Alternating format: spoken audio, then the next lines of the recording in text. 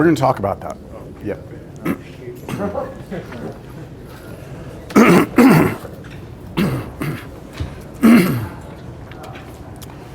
Okay, just a quick announcement. I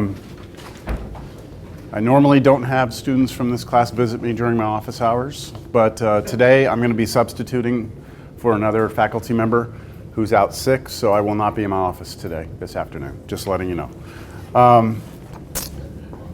All right, so I think I already put this up on the board last class, or at least we talked about it. Today we're going to do an application of integrals, and I had to choose. There was a lot of different things I could have chosen, and for some reason I figured the probability density functions would be something that were somewhat interesting. I don't know. And then we're going to actually start the review. What I have is a copy of a review that's used by a lot of the faculty in the department. And what I'm going to do is use this little Elmo here, and I'm going to project the document that I have up here, and I'm going to tell you what problems to highlight and to focus on. And then what we'll do is next time we will come back and address any of those problems that you want me to go through. You know, we'll only have an hour, 15 minutes, so I can't cover everything next class, but that's why I'm going to show it to you today, something to review, and that way if you have questions over specific things, you can go look at those in your book, you know, look at your homework assignments, say, okay, I'm still having trouble with this, and then we can come talk about it next class, all right? And as far as cumulative, you'll see when I put it up here, it's somewhat cumulative, but it's not like everything, all right? Okay, all right, so probability density functions. This is, I don't know, you could argue that this is not really business related, but I think it is. Let me ask you a question. When we talk about probabilities of things, think about like flipping a coin. I think that's the thing that most people are comfortable with, right? You have a coin, you flip it, it's either heads or tails, right? So what we can do is we can chart or graph that scenario with it. Well, let me do it. So let's look at the chance that we're going to flip a coin. All right, flip a coin, and we're either going to get heads or we're going to get tails, right? Heads or tails. And then over here, like on our y-axis, I want this to be the probability.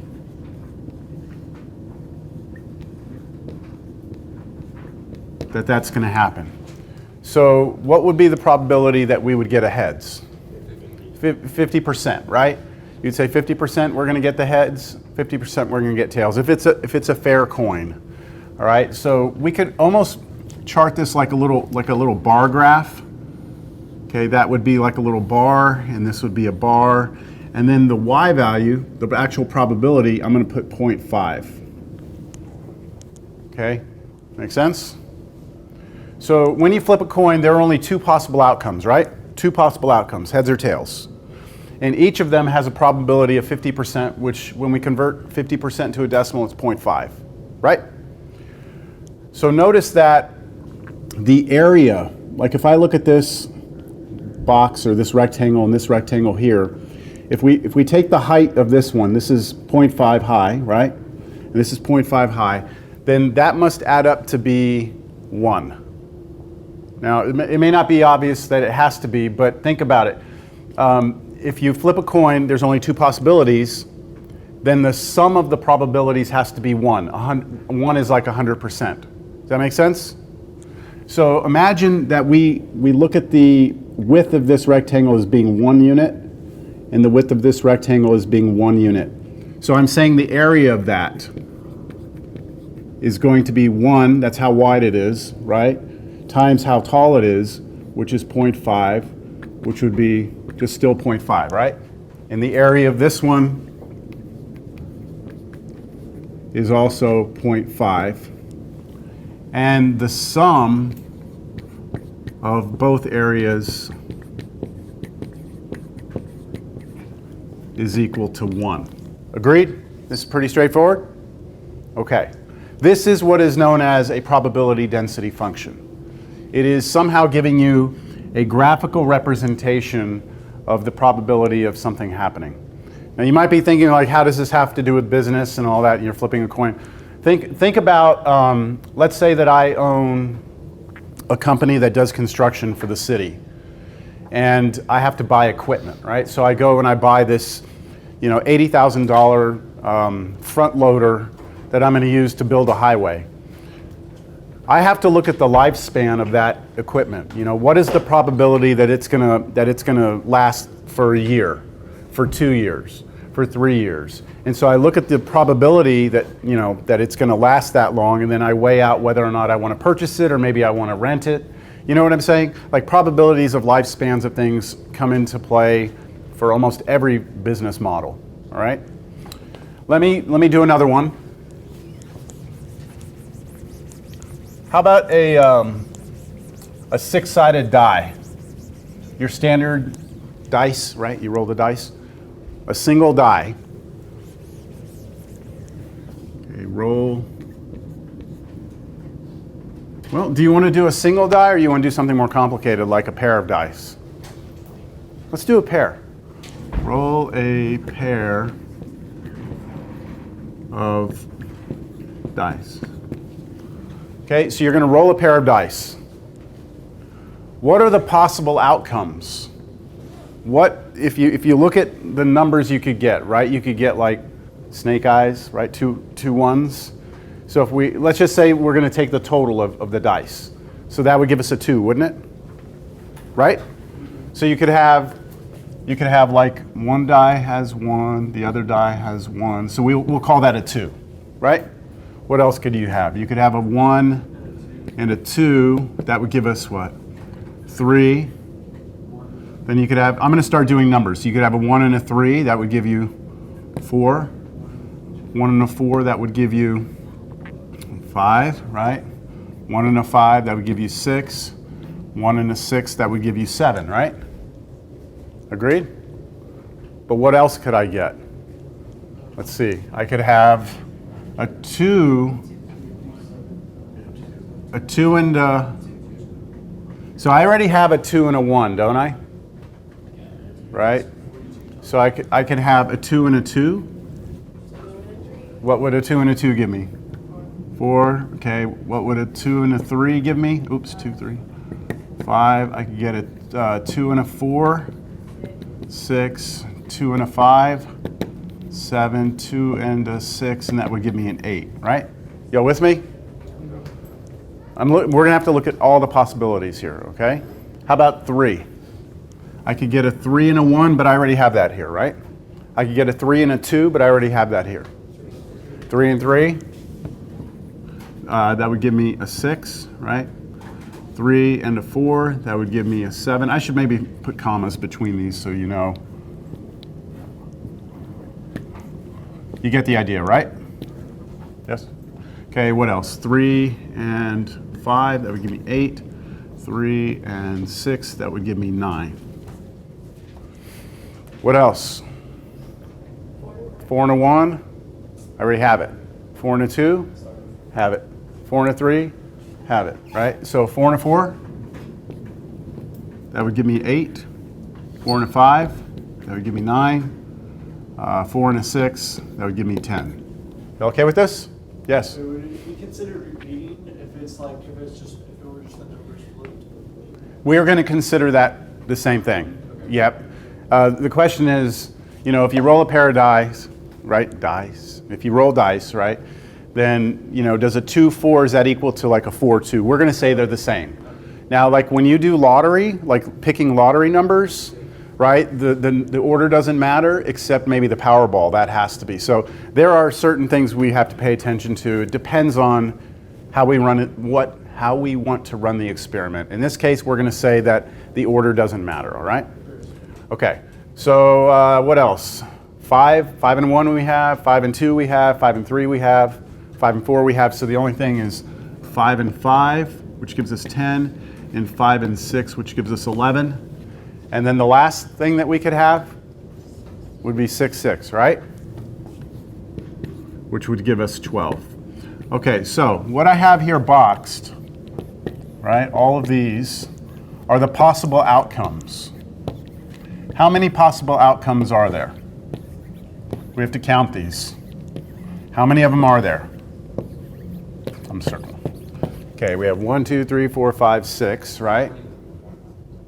Is it 21? Y'all count it? Okay, so there's 21 possible outcomes. So now I'm going to make my probability density function. Okay, the outcomes that are possible are, I can't get a 0, right? I'll put 0 here, but can't get a 0. How about 1? Can I get a 1? No. How about 2? Can I get a 2? How many different ways can I get a 2?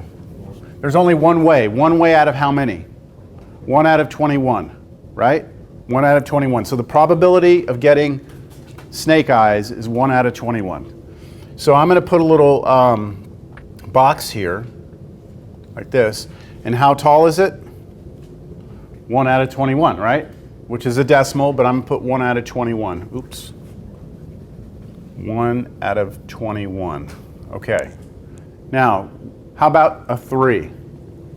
Can I get a 3? And there's only one way to get a 3, right? There's only one way to get a 3. So to get a 3, I have the same, oops, that box is, move that over a little bit. I have another box here.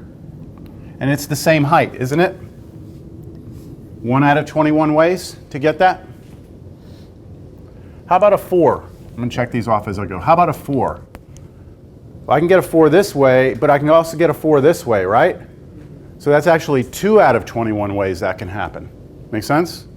So for a 4, my box is going to be twice as high. All right. How about for 5? 2 also?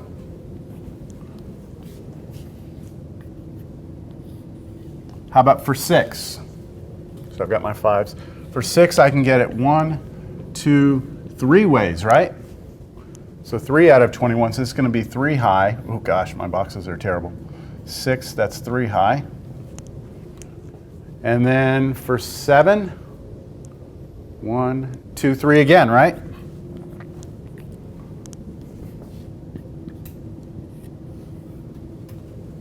Y'all catching on to what I'm doing here? Okay, for 8, 3 ways. So 8, there's 3 ways. I can get an 8, 3 out of 21. How about for a 9? Back to 2.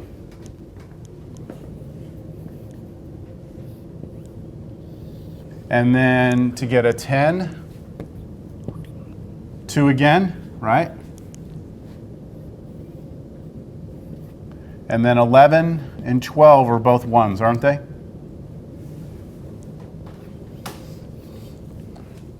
And this is your probability density function. Now, the key that I want you to understand here is that if you were to add up the areas of all of these, now we're gonna say that the width of each of these rectangles is 1, right? So this is the area of this one. What would be the area of this one? It would be 1 over 21. What would the area of this one be? 1 over 21, right? Next one, 2 over 21. This one's 2 over 21, 3 over 21, and so on and so forth, right? So what do we get? 1, and then another one of them would be 2 of them, another 2 would be 6. I'm sorry, 2, 4, 6, and then 3 of them would be 9. If we add all these up, we're going to get a total of 21 out of 21, 21 21ths, which is 1. Okay? So probability density functions are a graphical representation of your probabilities where the area underneath here has to be equal to 1. Now, why am I talking about area underneath here? What do you think that has to do with and what we've been doing? The integrals, right? The integrals give us areas under curves. Yeah? Okay, so somehow we can use integration to help us find probabilities. Let me ask you this, leading us into where we're headed here. I'm about to roll I'm going to roll the dice, okay? And here's my question. What is the probability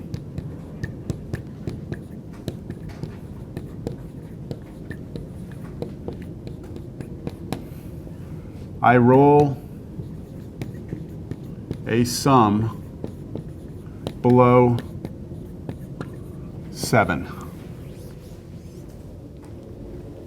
What would be if I'm going to roll the pair of dice, what's the probability that the sum of the faces of the dice are going to be below 7? That means it could be a 2, right? That would qualify. It could be a 3, it could be a 4, it could be a 5 or a 6, right? Wouldn't that be just the areas of just these? Wouldn't it be just those areas? So what are those areas together? What is it? Is it 9? Yeah, okay, so we already did, that was 2, 4, and then 6, and then 3 more, so 9.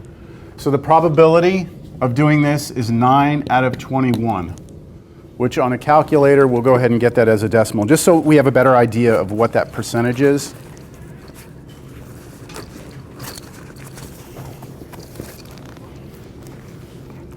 Nine out of 21, about 0.428, which if I convert it to a percentage is about 42.8%. So almost a flip of a coin to get below a 7. Make sense? But see, what I had to do was find the area between starting here at 2 and going to until I got to 6, right, which was below 7. Make sense? How about if I asked you what the probability of rolling a sum, change this to between 5 and 10. So what would be the probability of rolling a sum between 5 and 10, which means it could be what? 6, 7, 8, or 9, right? So that means we want to find the area of it, the area with the 6, the 7, the 8, or the 9. So how much? What's that probability? So it's 3 out of 21, another 3, so 6, 9 out of 21, and then 11 out of 21. So this would be 11 out of 21, which is approximately, there it is.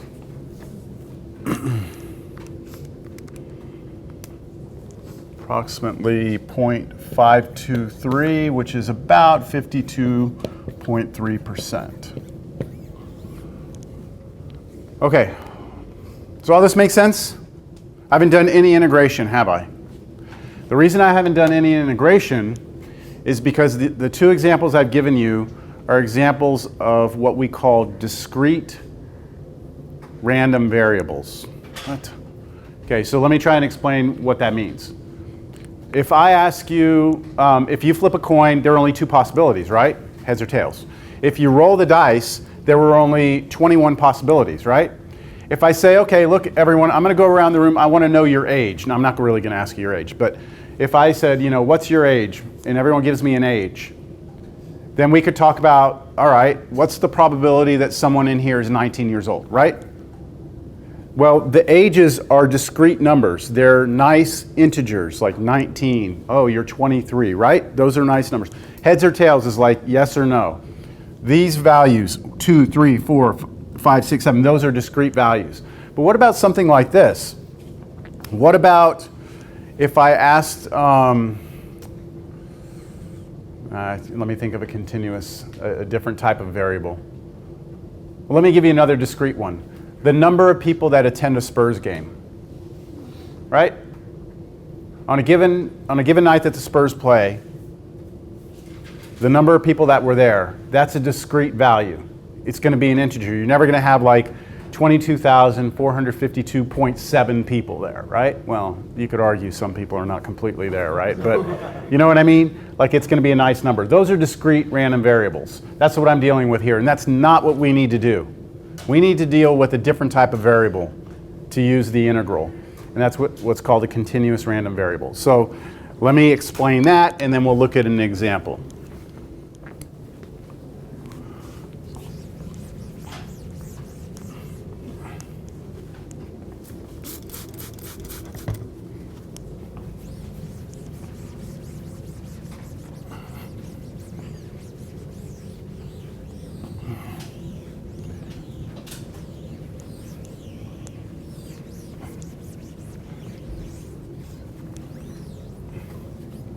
So discrete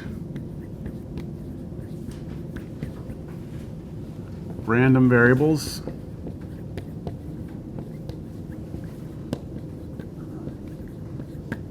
Variable. Some examples of these: the dice, age.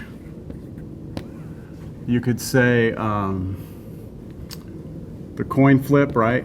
So that's just to remind you what a discrete random variable can be. A continuous random variable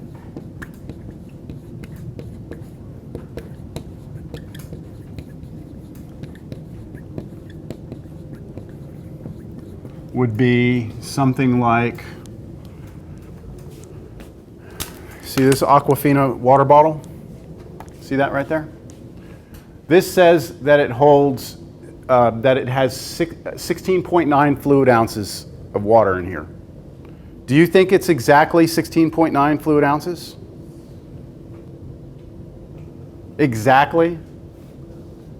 Probably not, right? If you take this water bottle and if you had a very precise instrument for measuring it, and you poured the water out and you measured it, you might actually get something like 16.8753 ounces, OZ for ounces, right? I mean, it's not going to be exactly 16.9. There's no way, right? There's different factors in the process of manufacturing this, right? So see how this number right here, it's not going to land on a nice number like the dice. Like it was either like an 8 or a 4, right, or a 3. There's no in between. Here, it can vary a little bit, right? It can be somewhere in between. It's continuous. There's no gaps, like from 4 to 5 to 6. It can be stuff in between there also. Make sense? So this is an example. Fluid in a container.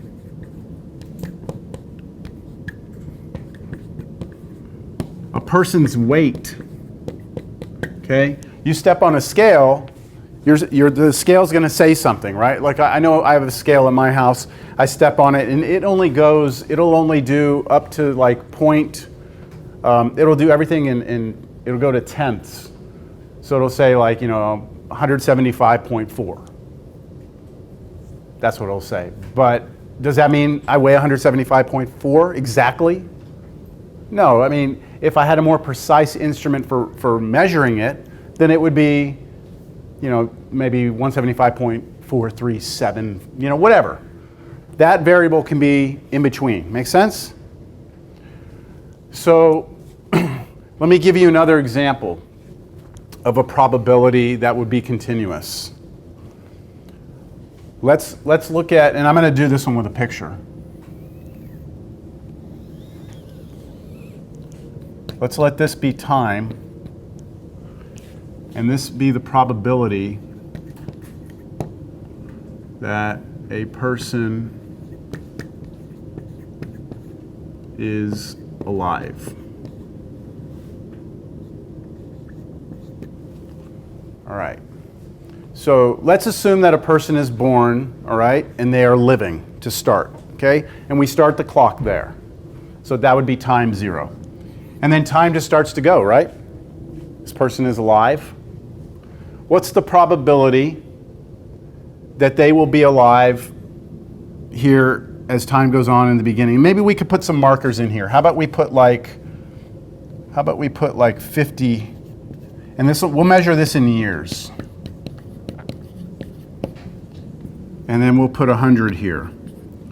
What do you think the probability is that they'll, and we're saying just in general, okay? We're not looking at a specific person who might have some health problems or anything. Just in general, human beings, what's the probability that you're going to live to see 25?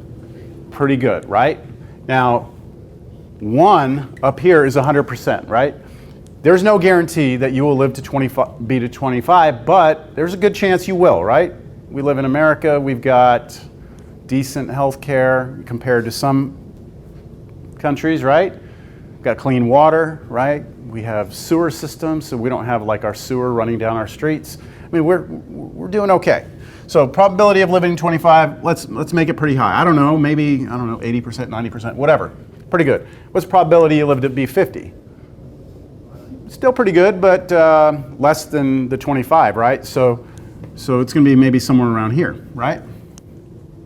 Now, can you live anywhere in between there? Like, can you be 26.1 years old?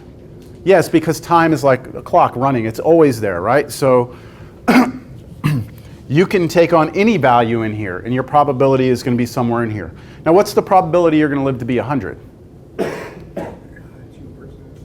Now you start getting small probabilities, right? I mean, my wife's grandfather is supposed to turn 100 in June. We're hoping he makes it. But yeah, people do live to be 100. So there is some probability that a person will live to be 100. Let's put it way down here like that, okay? Now, let's continue this timeline out. Let's throw 200 out here. What's the probability that you're going to live to be 200? That just a person will live to be 200? All right, so can you say it's 0? No. See, this is the thing. You can't say 0.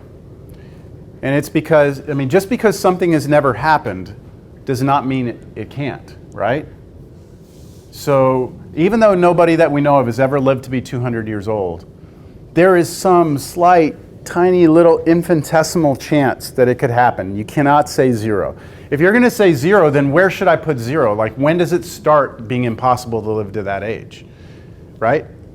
If you say it's at 200, I could argue, well, 180, I don't think anyone will, so what happens is, if we start to fill in all these different ages, all these different times, then what you get is a graph that looks something like this. And this thing starts to approach 0, and we call this an asymptote. It's approaching 0 without getting there, all right? Make sense? This number could be, out here, could be so extremely small that you can't even really fathom how small that probability is. I'll give you an example of a small probability. What do you think the probability is that you will win the Mega Millions lottery this week? Big or small? Small? Do you think it's smaller than living to be 200, or do you think that the probability of living to 200 is even smaller? I think the probability of living to 200 is smaller than the probability of winning the lottery. You have a better chance of winning the lottery than you do of living to 200. Do you agree?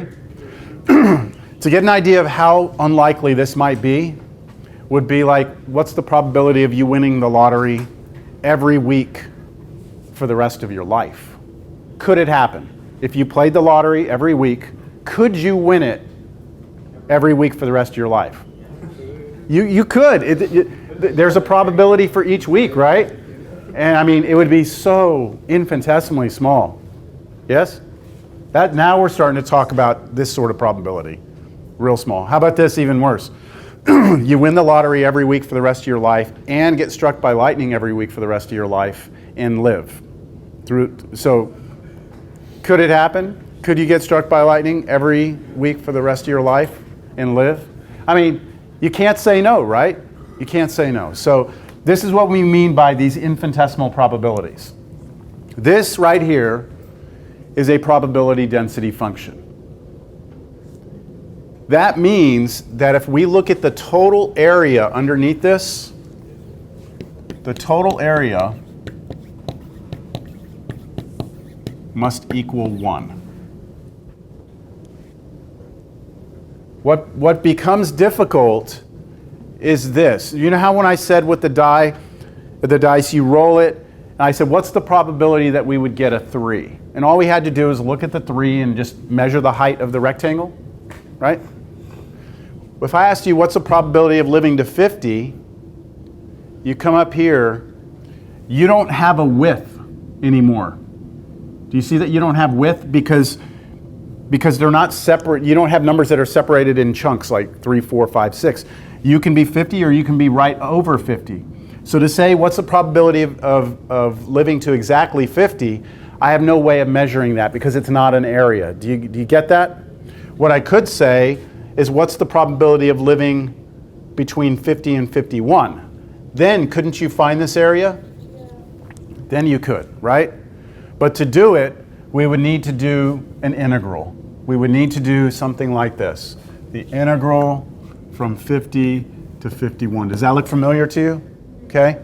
So that's where we're headed. That's an application, the application I wanted to do. So I'm going to put up here the definition of a probability density function. I'm going to define it for you. And then from that, I'm going to give you an example of a probability density function. I'm going to ask you a few questions, and that'll be the totality of what I would expect you to do on the final. All right? So let's define a probability density function. Does it make sense, though? I mean, the main thing I want to come in here and be able to make sense out of a probability density function.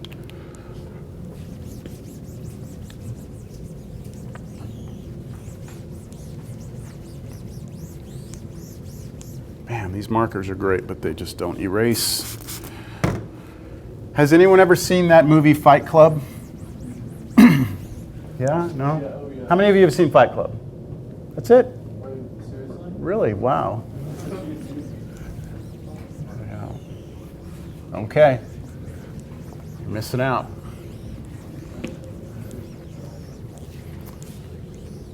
Never mind then. I was going to tell you something. All right, probability density functions. A probability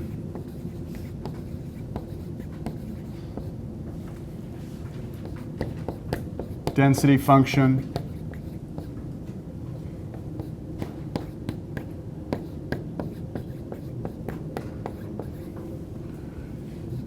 is a function such that one, the function is always greater than or equal to 0, which means you can't have a negative probability, right? It's like if I say, roll the dice, you can't have a negative probability, right? That just says that all your probabilities have to be positive, all right? Or 0. You could have a 0 probability. Number 2, that the area under F on negative infinity to infinity must be 1.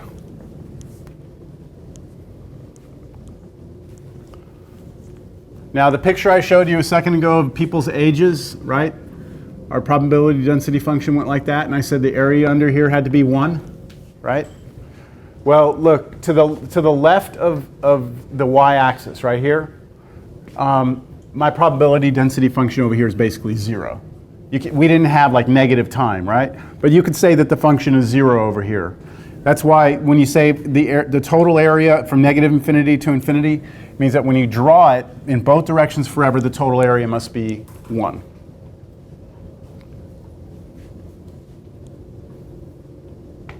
All right, that's pretty much what we need to have a probability density function. Those two conditions are good enough. Now, the probability to find probability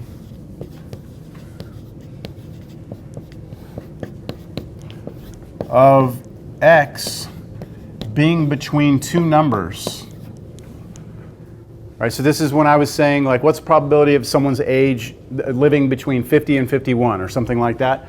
So to find the probability of the value landing between two things, A and B, we calculate the integral from A to B of the function.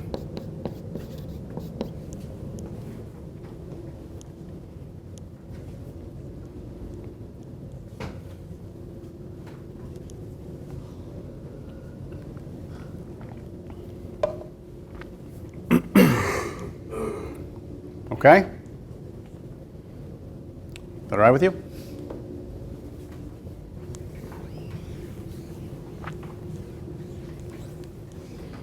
All right, so now let me pull this example. I have an example here from the book that I want to use.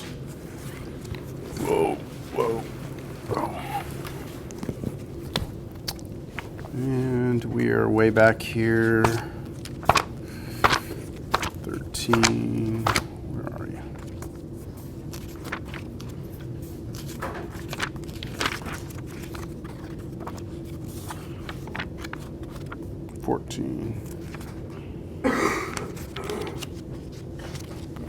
Okay, so here's your I think I'm only going to do one example because I think it's pretty straightforward. And then we'll start talking about final because I know that's probably what you really want to know. So here's a function I'm going to give you.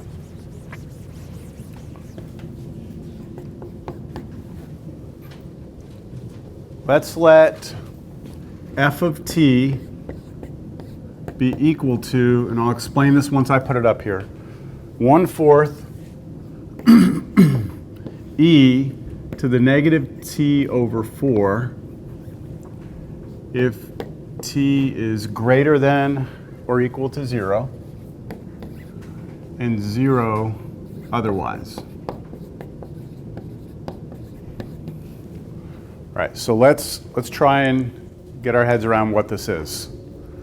What this is saying. We have a function, f of t. So our variable is t. And the value of the function is this, 1/4 e to the negative t over 4. You should recognize that as an exponential function. This is the value of the function as long as you're plugging in a value of t that is greater than or equal to 0. If you try and plug in a negative number, what does this function spit out? It spits out 0. Okay, so that's what this means. Otherwise, it's 0. So this graph only exists over here. To the right of 0 is where my graph is. So what would happen if I plugged in 0 for t? What would f of 0 be, just out of curiosity? I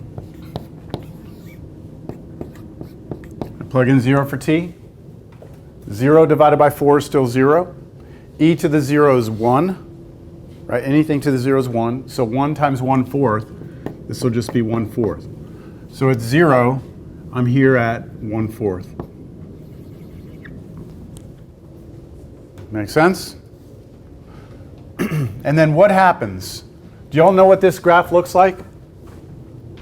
1/4 e to the negative t over 4. Do y'all remember what exponential functions look like? They look like one of two things. They have to look like this, right? Or they look like this. It's one or the other. And what tells you, what actually tells you which of these it is? Positive or negative? In this power up here. If this power is negative, it looks like this. If this power is positive, it looks like this. So this was exponential growth, this is exponential decay. So we have a negative here, right? So we know it looks like this. So we don't need the picture, okay? To answer the question, we don't need the picture. I'm just trying to get you to see that this has that asymptote this way, like this. So just like that probability function we were looking at for a person's age. All right, that's our graph. Now, are you ready for the questions? There's 2 of them.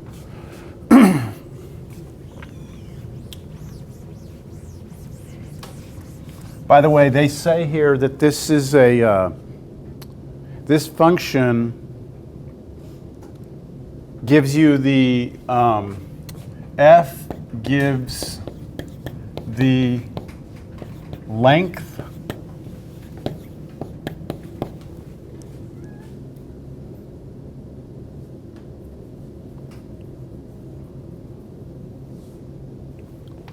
of a phone call in minutes.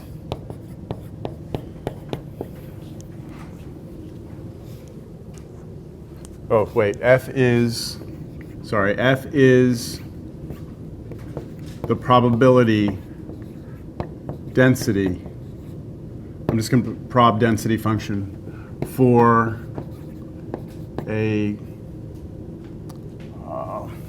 length of a phone call in minutes. So let me try and explain what this means. This is, you have a company that I'm sure none of you ever get solicitation, right? You don't get phone calls on your cell phones like people like offering you things like randomly, right? All the time, right? So this is a probability density function for how long a phone call is going to last, all right? So maybe this business, they have a computer call people, and this somehow shows like the probability that the phone call is going to last a certain amount of time, okay? That's do you kind of understand that? Like if it's 1 minute, what's the probability it's going to last 1 minute would be here. Make sense? Probability it's going to last 2 minutes. We should probably say seconds, right? You hang up so fast. All right, so 3 and so on and so forth. So the first question, part A of this, is determine the probability that a call will last between 2 and 3 minutes. Find probability a call will last between 2 and 3 minutes. That's the first question. So what I need to do this is figure out the integral, the area, right? I need to figure out this area. And that will give me the probability that that call is going to be between 2 and 3 minutes. Do you see why we cannot ask the probability of a call lasting exactly 2 minutes? Because it would be impossible for a call to last exactly 2 minutes. Exactly. Think about, I think about the Olympics when the runners do the 100-meter dash, right? The world record is like, whatever, I don't know what the world record is, but like 9.2356 seconds, right? There's always like some decimals out there. There's no way you could stop a phone call at exactly 2 minutes. That would be impossible for you to do. You would always have some little piece left off. So the only thing you can do is talk about between 2 and 3, because then you get the area. If that makes sense. No? Okay. All right. Well, that means we need to do this. Integral 2 to 3, right?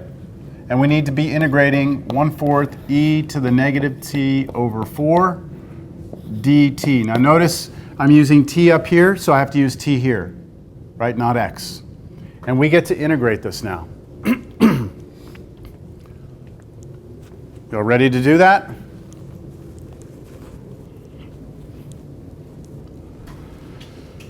All right. Let me rewrite that integral in a way that might help you see what's going on a little more.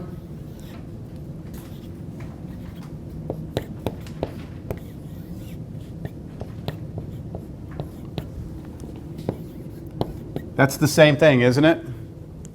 Negative t over 4 is the same as negative 1/4 t. I've done that before in this class to help us. I've said that I don't really care for these fractions things, right? Because they confuse students. It's better to pull the number out front. All right, so does anyone have an idea of how in the world we can find the antiderivative of this?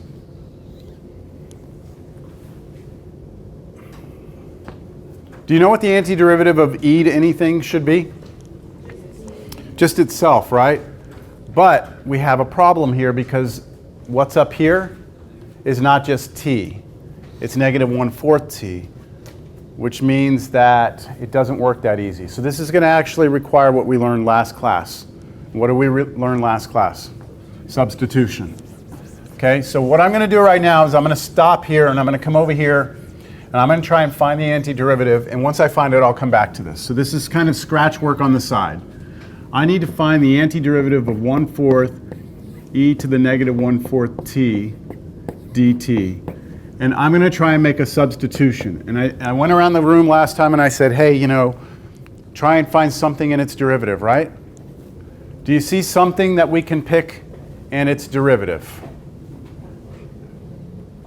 What's that? Negative 1/4 t. What if we pick that to be our u? Let's see what happens. If we put negative 1/4 t to be our u, what would the derivative of u with respect to t be? Notice I'm using t, not x. What is the derivative of this? Negative 1/4, right? Negative 1/4. Now, do you have a negative 1/4 sitting in here somewhere? Not exactly. You have a 1/4, right? But not a negative. And I said it's okay if you're off by a number, right? We're off by a negative. That's okay. So now what I do is I write du equals negative 1/4 dt. That's multiplying both sides by dt. And this is where we tried to play that little matching game. I will be replacing negative 1/4 t right here with u, right? I'm going to be able to put a u right there. And then I need to replace this dt with something. Here's dt. I need to get this out of here. So what do I do to get this out of here? I can divide, or I can also multiply, right? What could I multiply to make that go away? 4 over 1? How about negative 4 over 1? Yeah, negative, because a negative times a negative will be positive. So I'm going to multiply both sides of this actually by negative 4. And these will cancel, and I'll get just dt over here. And over here I get negative 4 du. Is that okay? So I'm going to replace dt with this. And now I'm going to rewrite the entire integral. Here we go. I have 1/4, that's this. E to the what? E to the u, right? E to the u. And then times, what am I replacing dt with? Negative 4 du. All right, I've switched the problem from t's to u's, haven't I? I have just u's in here. Notice also that this negative 4 and this 1/4, if I multiply those together, don't I get negative 1? So I'm going to just put a negative out here in front of the e to the u and then du. Now let me try and find the antiderivative. What's going to happen with this negative? Because it's really like a negative 1. It's just going to come for the ride, right? It's going to be negative. And then what is the antiderivative of e to the u? Just itself, right? Just e to the u. And then you would normally say here plus c. There's one last step before I go back to that. What's my last step? Replace this back, right? I need to replace u back with this. So this becomes negative e to the negative 1/4 t plus c. This is my antiderivative.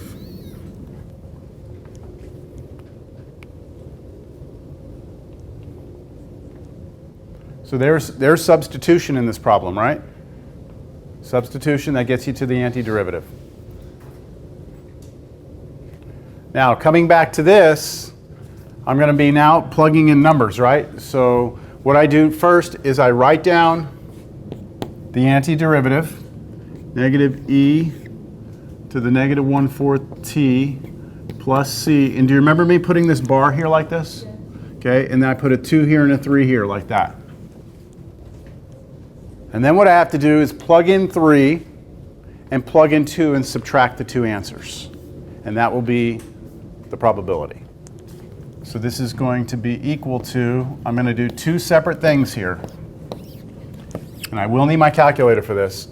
I'm going to have negative e to the negative 1/4 times 3 plus c, and then negative e to the negative 1/4 times 2 plus c. Any questions on what I did there? Here's our antiderivative that took us substitution to get it, but we got it. And now we're going to plug 3 into it, and then we're going to plug in 2 into the t, and then get the calculator out and try and compute this.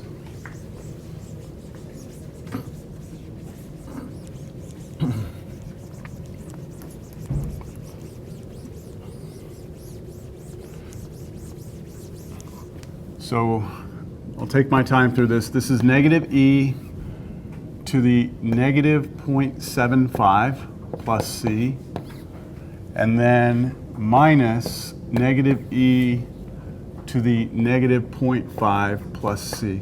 So all I did there was, multiply 3 times 1/4, that's negative 0.75. And then I did, negative 1/4 times 2, that's negative 0.5. And then I'm going to get my calculator out and actually do this piece first. I'm going to do that.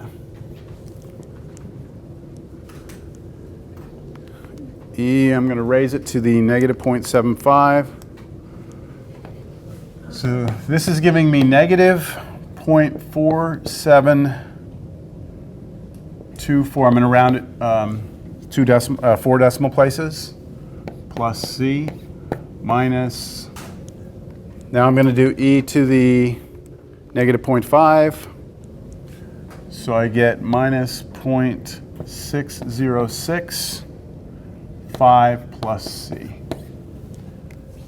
So if you have your calculator and you're trying this, make sure that you're getting this to come out to this and this. Anyone having any trouble with that that's trying it on their calculator? Y'all are okay? What happens to those c's? The c's are going to cancel because that minus c and that plus c, that c and that c are gone.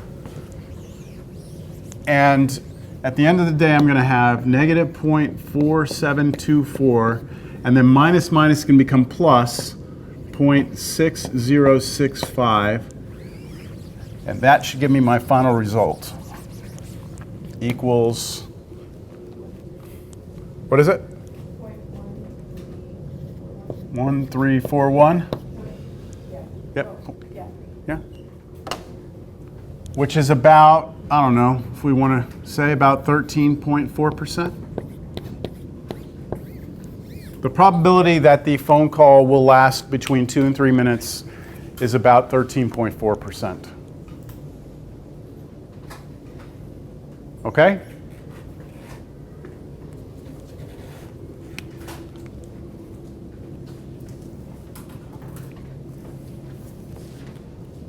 So if I asked you another question and I said, what's the probability of the phone call lasting between 5 and 10 minutes? All you would do is change this to 5 and 10, right? And that would change the computation here. What if I said, what's the probability of the phone call lasting, this one's tricky, more than 10 minutes?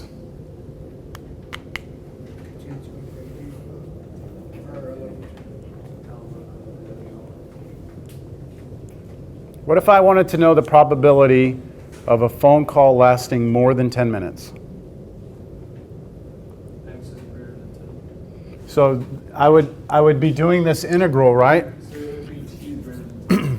This would be 10 here, right? But what would this be? Infinity.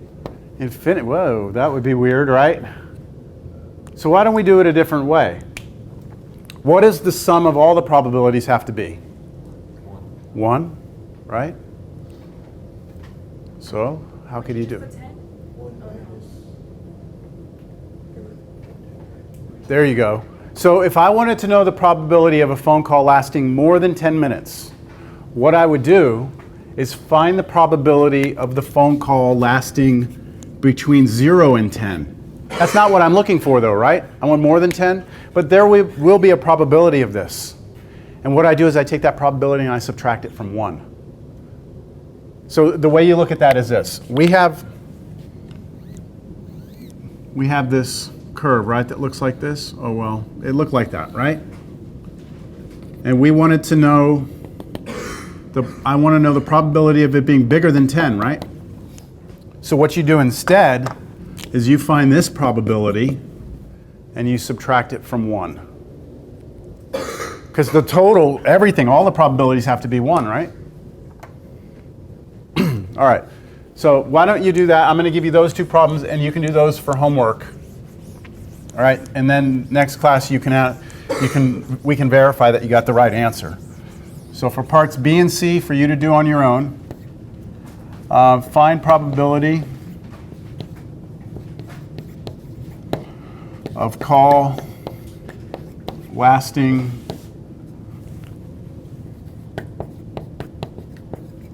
between,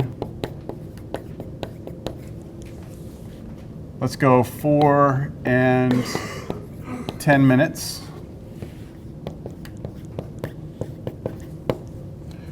And then part C, find the probability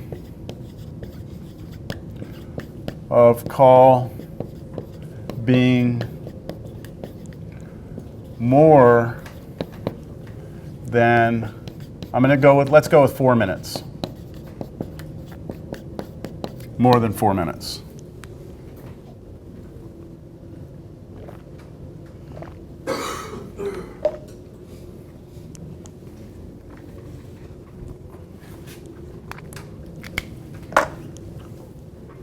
So for this one, you do exactly what we just did. 4 and 10 are your two limits.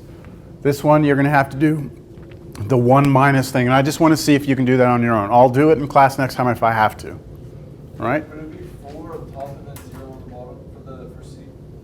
Yes, 4 on the top, 0 on the bottom. But then whatever you get there, subtract it from 1. Yep. Okay, that's all right? You ready to talk about the final?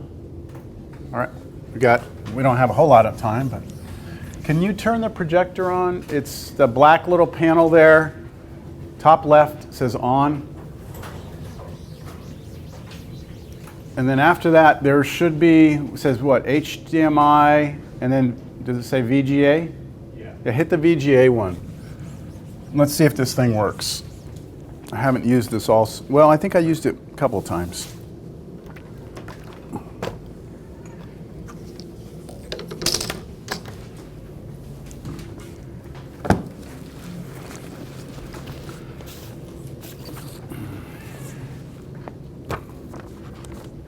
All right, and let's kill all the other lights. How about that? That way we can all see this. Yeah, all the gray ones.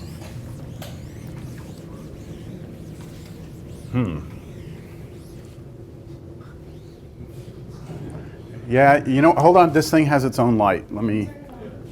I just got to find out where it is.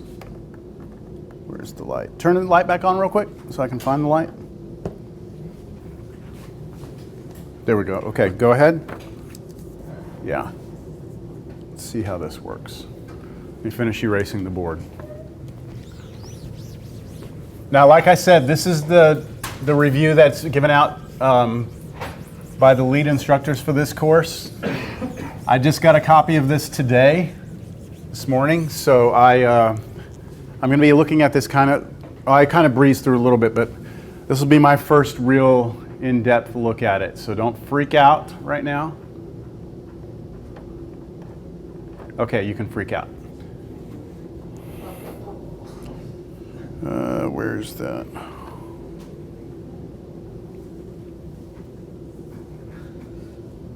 Okay, this is if it were a cumulative exam, these are the topics that would be covered, right? Now, for us, I'm not going to cover everything, so let me point out the things that I think are important, all right? So for the first set of problems here,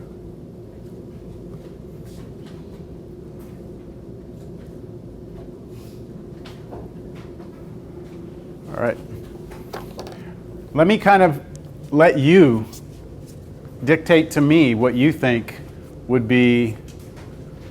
I'm sure you would like to not see much at all, but what about the difference quotient? Do y'all remember the difference quotient? Yeah. Compute the difference quotient